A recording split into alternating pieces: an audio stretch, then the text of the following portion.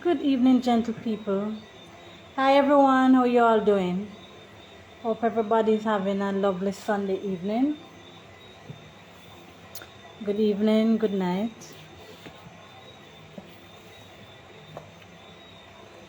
How you doing? Everybody okay? Alright, hope you're okay at your neck of the woods wherever you are. Welcome back to Karen's Vibes.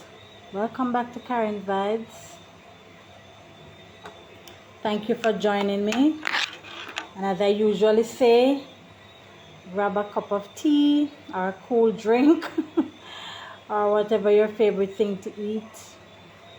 Give me a slice of cake or some dessert or something. Sit back and enjoy my reading. Alright, so we're back again. Had a lot of rain today. Weekend. Well, we had a lot of rain over the weekend. I'm one of those persons I don't really like when the time is wet. I'm not saying that the rain isn't a blessing. Rain is always a blessing, but I always tend to like when it's dry. I don't like when the place is wet, and especially if you have to go out on the road. Place is mucky. Ugh. Anyway, to give thanks for blessings. Give God thanks for all His mercies. Alright, so we're going to get into it. So we are at chapter 8. Yeah, we're at chapter 8. Pappy Mack loses his car.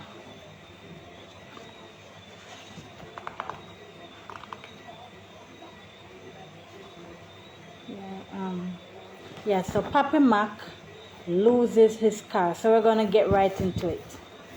Right into our story. So welcome again. Please relax and enjoy. So chapter 8, Pappy Mack loses his car. For several weeks, Pappy Mack had been receiving driving lessons from Yabba Yabba. But he made little progress. If the car were in motion, he could manage to keep it in the road. But he, by himself, could never get it going. The release of the clutch and the pressing of the gas pedal were his main problems. Every time he tried to drive, it either stalled or raced away, forcing Yabba Yabba to pull up the emergency brake to stop it. Yabba Yabba was clearly getting impatient. He was trying desperately, but Pappy Mack was making no progress.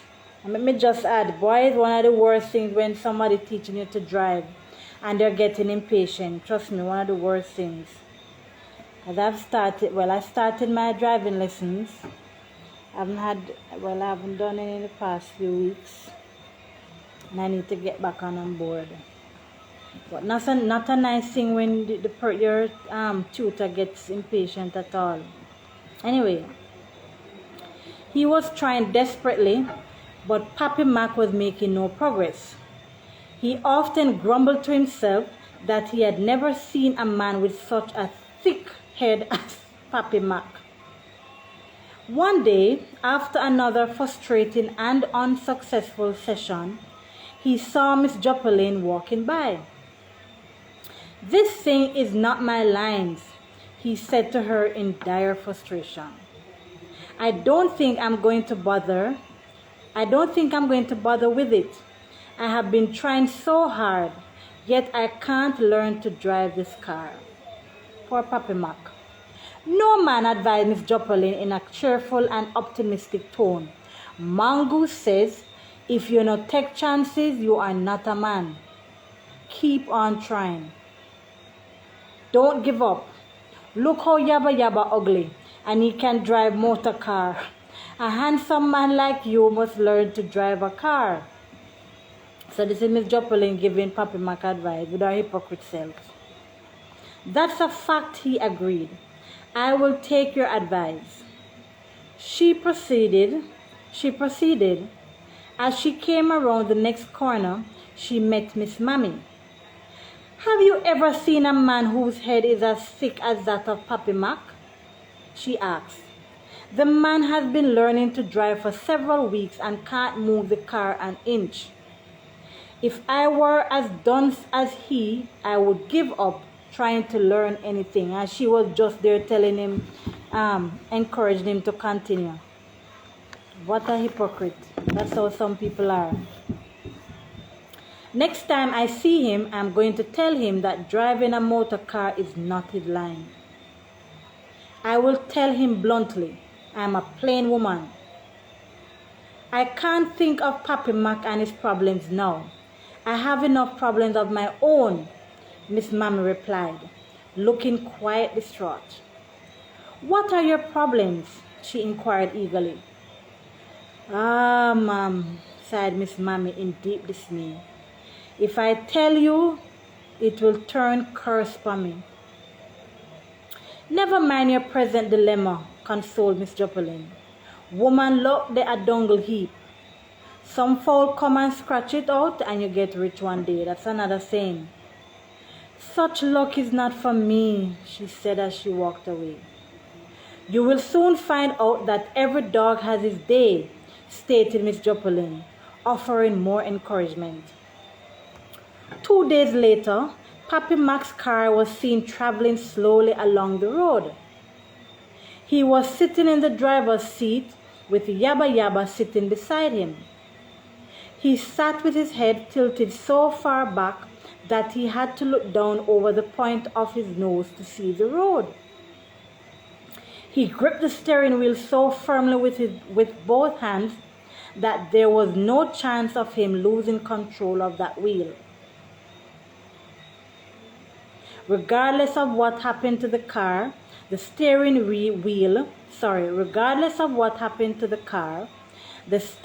wheel would be safe in his hand. He had lighted a cigarette that he gripped between his stiffened jaws. His whole appearance was as mechanical as a robot, but he was driving at last by himself. The car crawled by a group of boys who burst into cheering to congratulate the first driver of their community. Something was wrong with his posture, but nevertheless he got the car moving. I never see him smoke before, said one of the boys. Occasionally he smokes, but only Buccaneer cigarette, said another. I know the smell of cigarettes. This is not Buccaneer. It is either Royal Blend or Zaire, chipped in a third. I know the smell of cigarettes, counted yet another. He is smoking Du Maurier or Four Aces. When we see him closely enough, we will settle that matter, they all agreed. I think that we should place a bet, one of them advised, but his suggestion was ignored. The relationship between Pappy Mack and Yabba Yabba was getting strained. They were often seen arguing, sometimes in the car and other times on the road. A group of 3 or 4 men were standing near Pappy Mack's gate. The car came around the corner. There was a loud quarreling coming from it. It came to a halt near the gate. Yabba Yabba jumped out first. He was covered over in anger and fury. He was trading insults with Pappy Mack. Mas Agabus passed by and tried to calm them down, but they refused to pacify their difference. Pappy Mack emerged from the opposite door. You get too bright and bumptious and feisty. Never heard that word before, bumptious. Pappy Mack emerged from the opposite door. You get too bright and bumptious and feisty, he quarreled. I am tempted to take my pliers and stretch down your lips some more. A man with such a long bottom lip should have good manners. That if people even do not like you, they will like your manners. See your damn key here. You will never see me again, fumed Yabba Yabba. Go, advised Pappy Mack, I can do without you now. I can now do a little driving for myself. In a few months' time, I will be driving motor vehicles through Rabbit Hall. Remember I tell you about my list? Through Rabbit Wall. Yabba Yabba went into the room where he stayed and emerged with his traveling grip. Holding it in his right hand, he walked away down the road. He had ahead of him a very long walk before he would be in line to catch a motor vehicle to take him to Kingston. The car was parked in the road about a chain down a little grade from Pappy Mack's house. One of the men standing there asked if he were sure that he could get the car up the grade into his yard. Teacher Turnbull came up the road. He greeted the men with his usual polite, "How do you do?" Turning to Pappy Mack. "I met your driver down the road. I spoke to him briefly. He told me that you could no longer agree, so he is leaving. I am sorry because I have very little knowledge of driving, and I had intended to get some lessons from him." "I can drive now, teacher," Pappy Mack advised in an unconvincing tone. "As soon as you are ready, I will give you all the assistance that you need. Here now. You're a Tory come to bump now. You're in Pappy Mack a boss? Thank you very much. I will certainly take up the offer," agreed Teacher Turnbull with a cynical smile. "But I must be very frank with you. I will first have to assess your level of competence before I make my decision." "I agree with what you say, teacher. Well, it is time I get this car into my yard," sighed Pappy Mack. It was the first he was sitting alone in the car. He honked the horn. The men laughed and cheered. "Big improvement," one shouted. "Him can blow car horn and blow it good too." He started the engine and revved up. They cheered again. "That sounds good, man," one of the men said. "You're a big driver. Noise it up again, sir. Let the whole district hear you. As you hear the gripping sound coming from the belly of the car, you know it is a strong machine." He put it in first gear all right, but though he pressed the gas and eased the clutch, it throttled out and stalled. Without moving an inch. When this happened for the third time, all the men moved close to the car, giving advice. One told him that he did not sink the clutch properly. Others advised that he should gas it some more, or should start in the highest gear and then change down. "Just show me the clutch and the accelerator and I will drive it up for you," shouted a man in an excited tone. "Show me the brake also, that I can stop it when I get into the yard."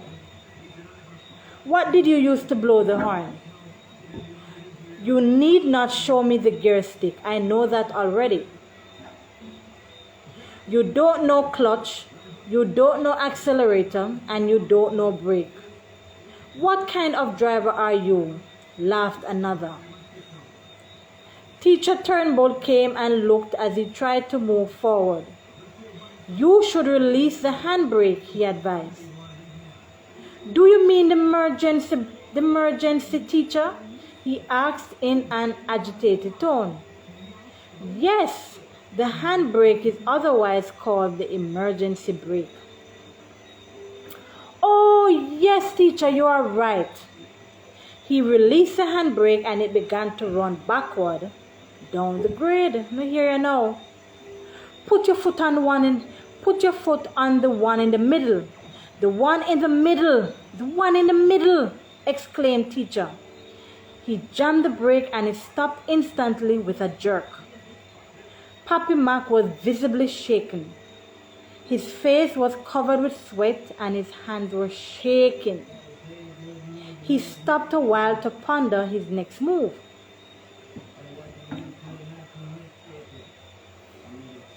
Excuse me. A man called Big Shot rode up on his mule. He had the largest and strongest mule in the community. As he inquired what was transpiring,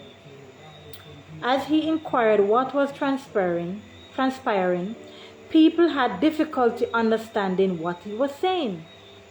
His false teeth had a habit of falling out every time he spoke. He designed a way to keep them in, but this badly interfered with his diction.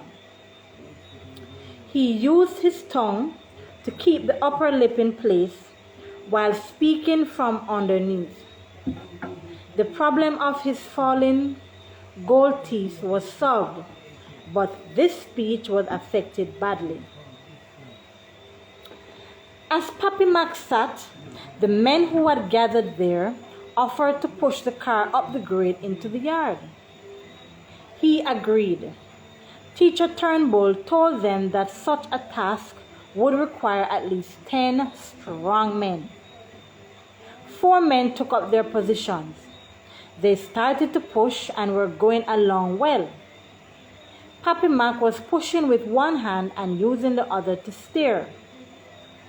They came to a part where the grade rose. Oh my, why are you yawning like this? Oh my goodness. They came to a part where the grade rose more steeply. The car could go no further. Catch the wheel. Catch the wheel. Catch it with a stone as we hold it, one called. There were stones nearby, and this was quickly done by an onlooker. Big Shot, who was sitting on his mule, watching, boasted that his beast could haul the car into the yard. Some of the men agreed, and others disagreed. They convinced Pappy Mack to give it a try.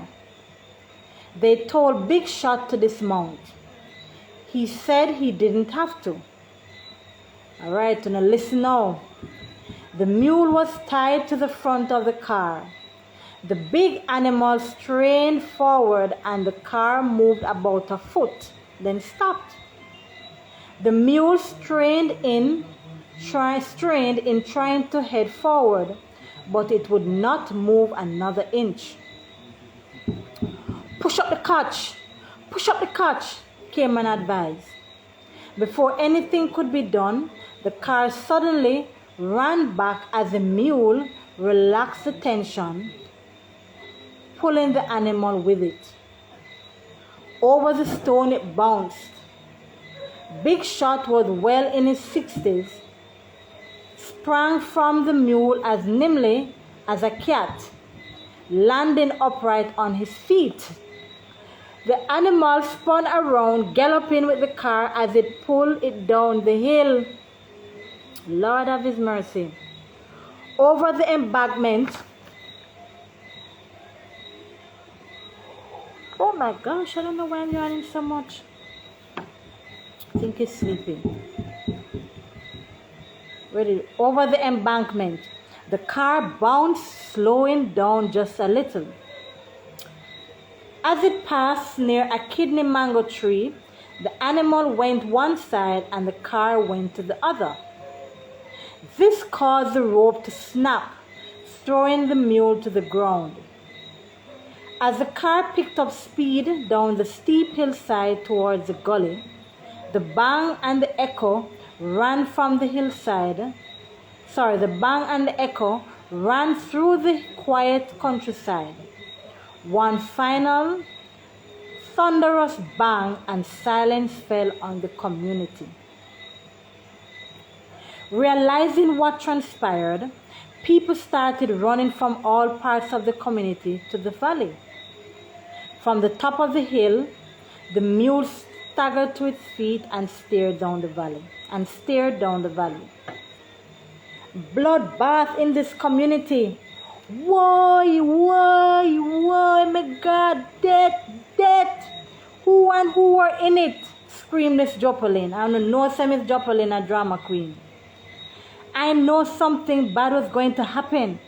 Anytime you see news bug flying around you, it signifies mainly bad news, sudden and sharp. This morning, a news bug came flying around and landed at my feet. I caught it, spit on it, and held it in my open palm. As it opened its wings and flew away, I called out that if it were good news, it should return. And if it did not come back, who was in it?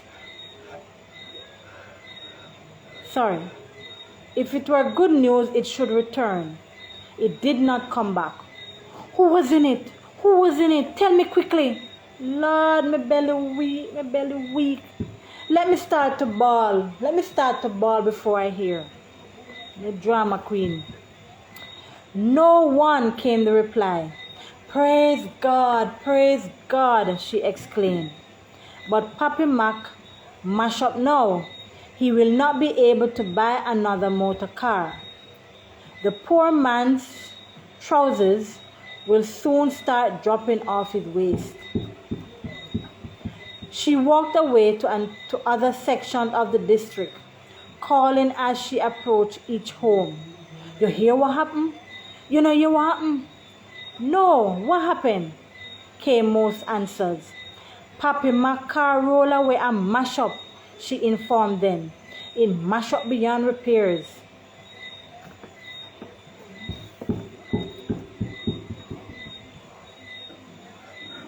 Excuse me.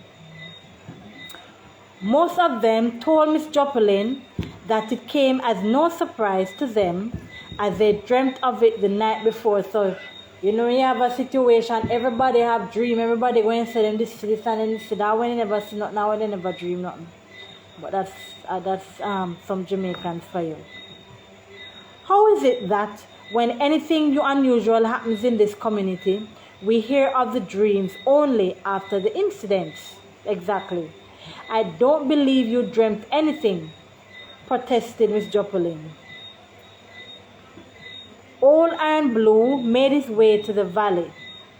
The car was crumpled, with its bits and pieces everywhere. No people were pouring into the valley. Nearly everyone was saddened. Old Iron Blue cried out, I could do with something from this car too. Look at this thing, shouted an old woman, staring at a hubcap she held in front of her face.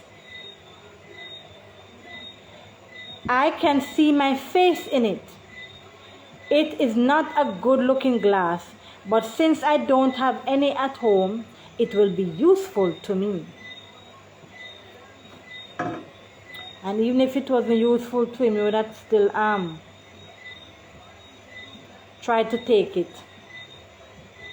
Pappy Mack is too hard, he is, shouted out Old Iron Blue. I told him that he should kill a ram goat and buy 2 quarts of white rum when the car came. He did not follow my advice. Now see what happened.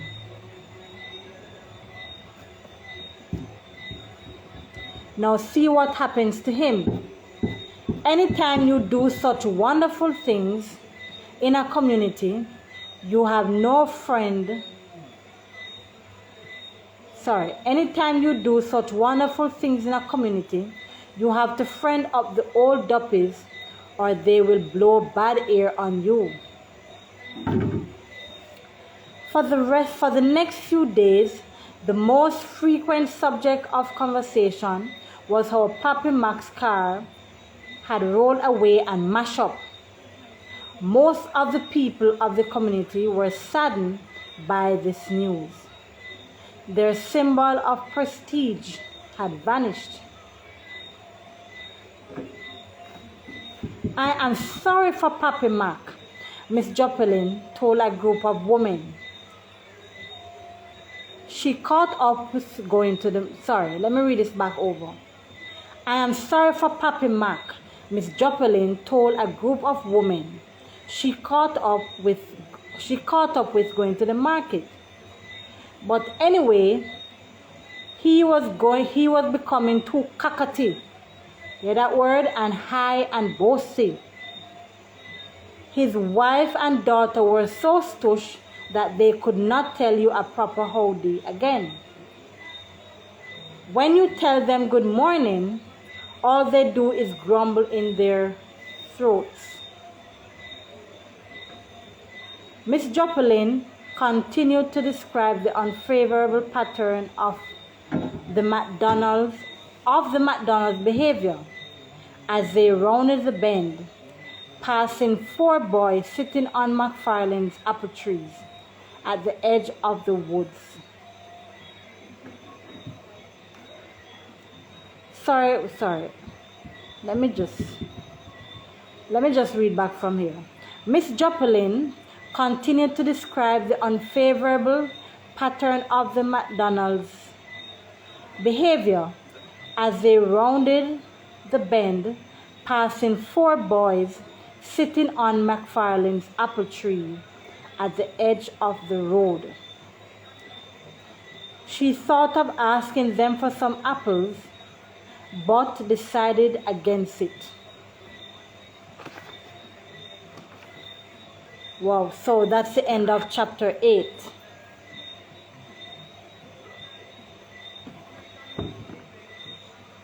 So that's the end of chapter 8. And then we move on to chapter 9. Alright, so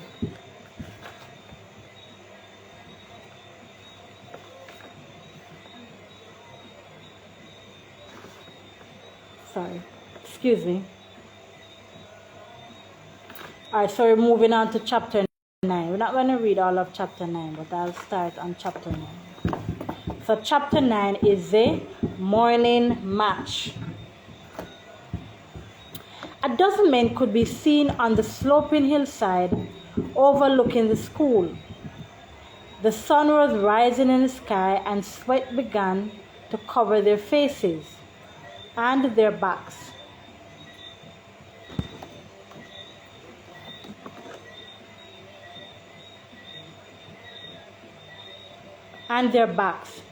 It was not quite 8 o'clock, but they were getting hungry and thirsty. They had been there from the break of day. They worked cheerfully and sang merrily and jolly. Their rustic strain echoed around the community. Their digging songs and other folk songs were well known to the other members of the community. Everyone hummed along with them from the distant ridges of the valley below to the hills on the opposite side. But what a thing when persons can unite.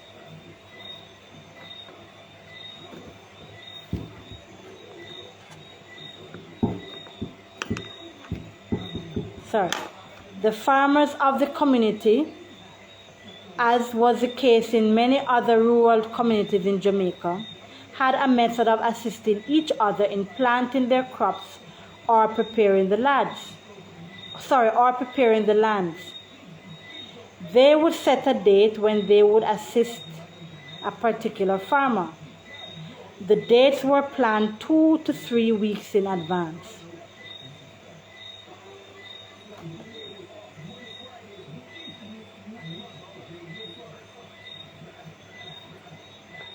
Wait, let me just kind of want to...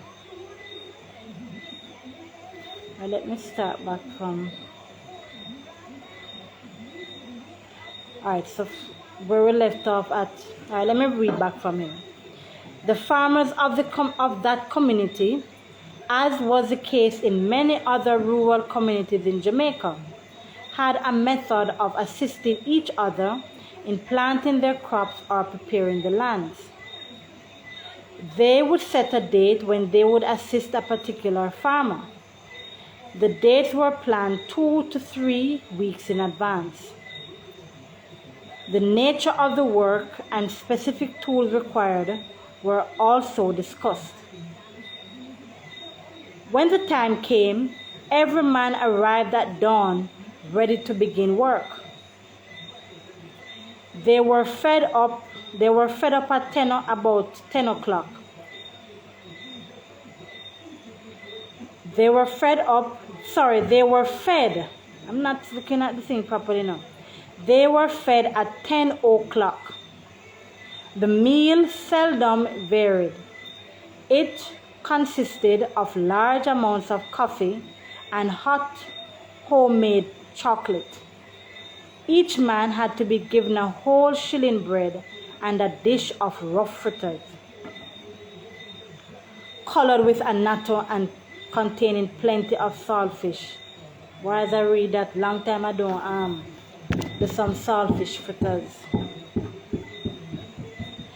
This was followed by a big mug of lemonade.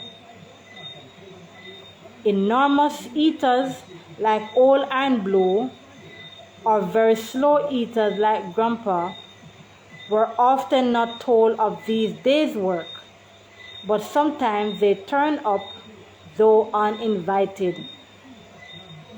There was something unusual about the men who were present at the morning match that day. It had to do with their names. There was Sonny Boy, Son Ma Son, One Son, Papa Son, Big Son, Duppy Son, and Mr. Pearson. There were also Peter and Casper. The other man was Norman. Everyone who passed that day paused and greeted the men as they worked. Short Boot and his wife came hurrying by. He was leading a little goat and she was tugging away at the rope of a big bull, urging it to speed up as they traveled. The unruly animal wanted to crop The unruly animal wanted to crop some grass growing at the side of the road, but she would have none of it. The men paused, looked at them from the hillside, and made their predicament.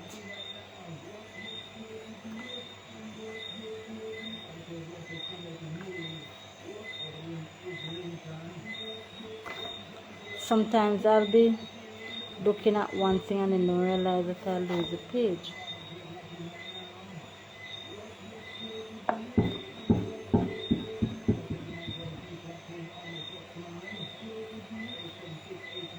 Short boat.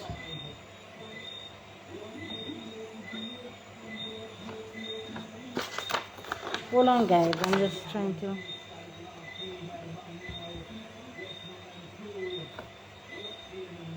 Let me read back from here. I don't know what happened on it. The men paused, looked at them from the hillside, and made their predictable comment concerning the couple. It was noticed that Norman and Peter were not happy. They kept on staring at each other and clearing their throats. No one wanted to say anything, as these men were known to be of bad tempers. It was becoming obvious that there was going to be a clash. Every time they lifted their hose, they looked at each other with bad eyes. The old men glanced at them but kept on singing. Their stares were becoming longer and more pronounced. Any intervention from the other men would be enough to kick off a quarrel. What just came up from Twitter, a man who said to be what? I finish a look. Norman at last blurted out, "It is 2 days since I have you up. I hear that you're telling people that I am a mama man and that I count every piece of meat my woman put in the pot. If one piece of meat missing, I beat her. Have you ever seen me beating my woman? I have you up too because I hear that you are telling everyone that I was in league with Robert in the stealing of cows, and it is not fair for him to get 7 years in prison and I walk free. I am poor, but I am honest," countered Peter. The men stopped their singing to listen. In a flash, the 2 men flung their hoes to the ground and raced towards each other, grabbed each other with such force that they spun and fell heavily. They started rolling down the hillside, locked in each other's grasp, creating the picture of a single object. They dropped in a pool of mud above Chambers Gate. They must have been badly battered and bruised, rolling down the hill like that. Rolling down the hillside, squeezed by stones and prickles, but for the sake of their pride, they cast each other with a firm grip. Miss Joplin came around the corner as the other men ran down and pried them apart. "Ha!" shouted Norman on seeing Miss Joplin. "She is the person who told me what you've been saying. God sent her at the right time."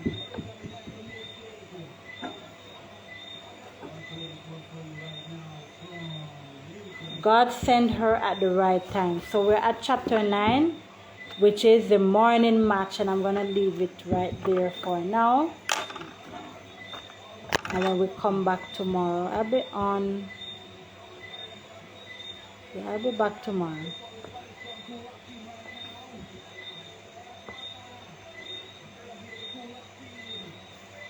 So we will pick up from there tomorrow. Alright, guys? So thank you all for joining me. And there was something that I forgot to do, and I always do this, and I'm still going to do it. I'm supposed to introduce the book. So this book is all tattered and torn. It's a very old book. I need to get some tape and tape it down. So this name of the book is written by Elkanah Rule and narrated by moi, Karen Weir.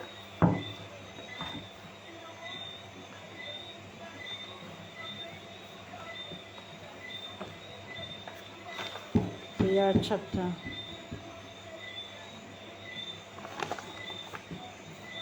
So we're at chapter 9 and we stopped. Alright, so we stopped there. Alright, guys, so that's it for tonight, and we will pick up back tomorrow. Definitely I'll be on tomorrow, so I can get to finish this book and we move on to greater, nicer stories, nicer stuff. Alright, so thank you for joining me. Please do enjoy the rest of your Sunday evening, Sunday night, and get renewed and up again for tomorrow and a brand new day. Alright, so let us give thanks. Thank God for small mercies, big mercies. Let's thank God for everything that we have and be grateful. Let us love and treat each other kindly. All right, so thank you for joining me, and I will catch you tomorrow. And have a good night and take care. Bye. Bye bye.